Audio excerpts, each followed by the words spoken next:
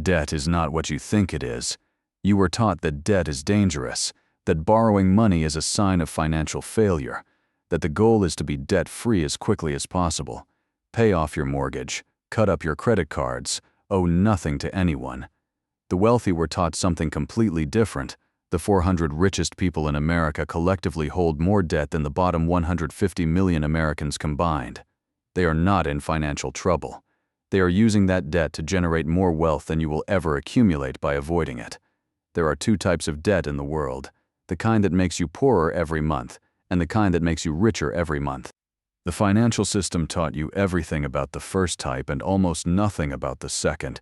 Today, I'm going to show you exactly how debt works for the wealthy, the specific mechanisms they use, why it is completely legal, and what it means for anyone who does not know this exists. Here is the metaphor I want you to hold for this entire video. Think of money like water flowing through a city. For most people, water flows in through one pipe, their paycheck, and flows out through another, their expenses. They are constantly trying to keep more water in the tank, save more, spend less. The tank fills slowly, sometimes it drains completely. The wealthy built a different kind of plumbing. They borrowed water from the city's main reservoir, the bank, and used it to build their own water treatment plants. Those plants produce more water than they borrowed. They pay back the reservoir with some of the new water, and they keep the rest. Debt is not water leaving their tank. It is water they borrowed to build a machine that produces more water.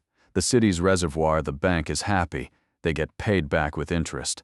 The wealthy are happy they built something that produces indefinitely. The only people who lose are the ones who were never told the machine was available. Let me show you the real numbers with two people. Meet Kevin. Kevin earns $80,000 a year. He is financially responsible.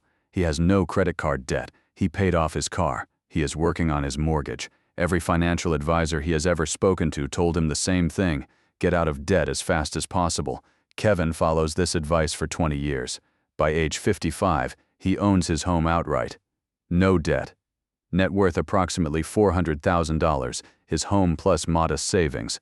He is proud of this. He should be. It took discipline. Now meet Patricia. Patricia also earns $80,000 a year. But Patricia thinks about debt differently. At age 35, she borrows $300,000 to purchase a rental property. The property generates $2,000 per month in rent. Her mortgage payment is $1,400. She clears $600 per month after the mortgage, $7,200 per year. But here is where it gets interesting. The property appreciates. After 10 years, it is worth $450,000. She has $150,000 in cash and buys a second property. Then a third. By age 55, Patricia has 3 properties.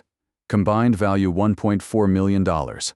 Combined debt $900,000, net worth $500,000, and growing every month from rental income. Kevin has $400,000 and no income from his assets.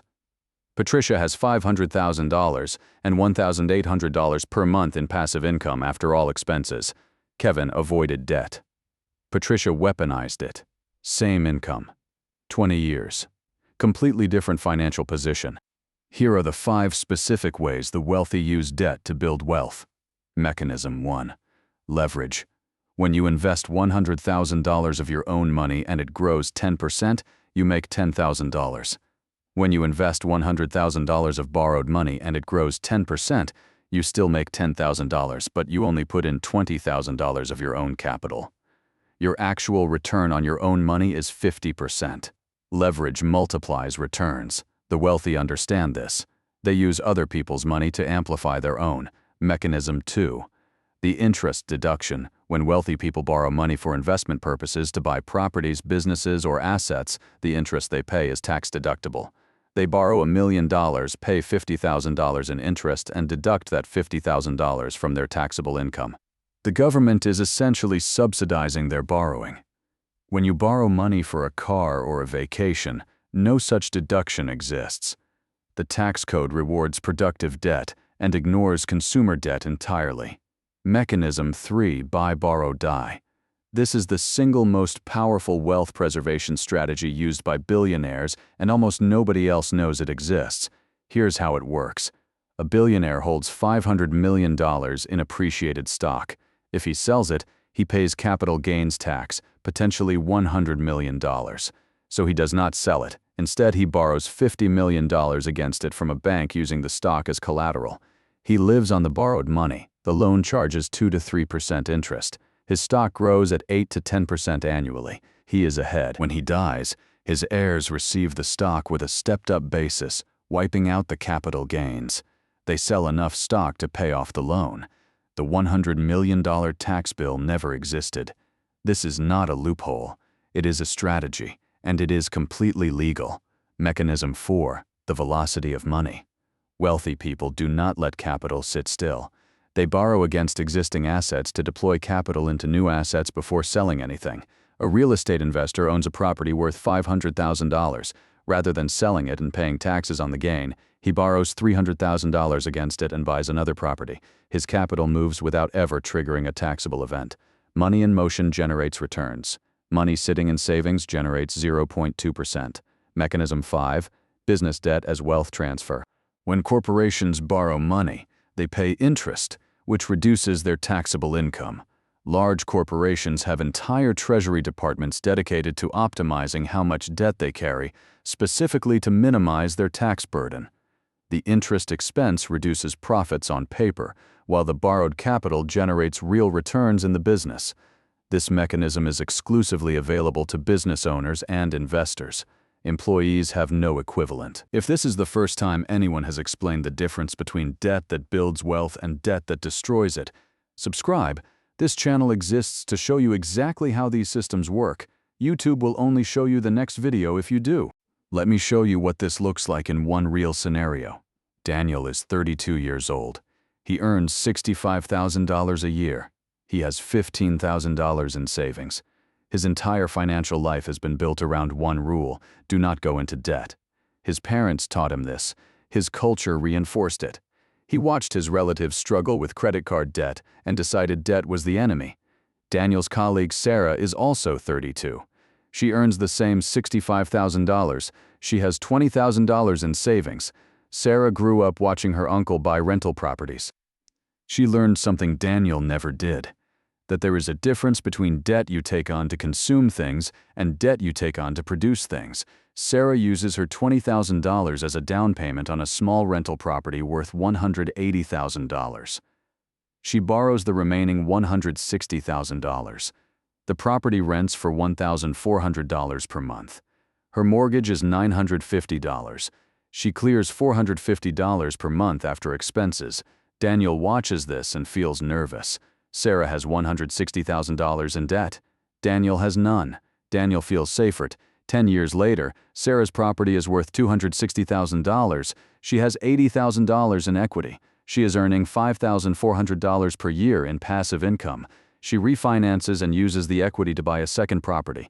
Daniel has saved diligently for 10 years. He has $60,000 in his savings account, earning 0.2%. In real purchasing power, after inflation, he has less than he started with. Daniel did everything right by the rules he was given. The problem is he was given the wrong rules. 3 things you can do this week. First, audit your current debt. Write down every debt you carry: mortgage, car, student loans, credit cards. Next to each one, write one word: consuming or producing. A mortgage on a rental property is producing. A credit card balance from a vacation is consuming. If all your debt is consuming, you are using debt exactly the way the financial system designed for most people to use it. Second, learn the difference between your debt rate and your return rate. If you are paying 7% on a mortgage and your investment account is returning 10% annually, mathematically you are better off investing than paying down the mortgage aggressively. This does not mean never pay off debt. It means understanding the math before making the decision emotionally. Third, study one example of productive debt this week. Real estate is the most accessible entry point for most people. Read about how rental property financing works. Understand the numbers: down payment, mortgage payment, rental income, cash flow. You do not have to buy anything, but you cannot use a tool you do not understand. The wealthy did not become wealthy by avoiding debt. They became wealthy by understanding it well enough to use it as a tool. The tool is available to you. The instruction manual just was not included. Debt is not the enemy. Ignorance about debt is.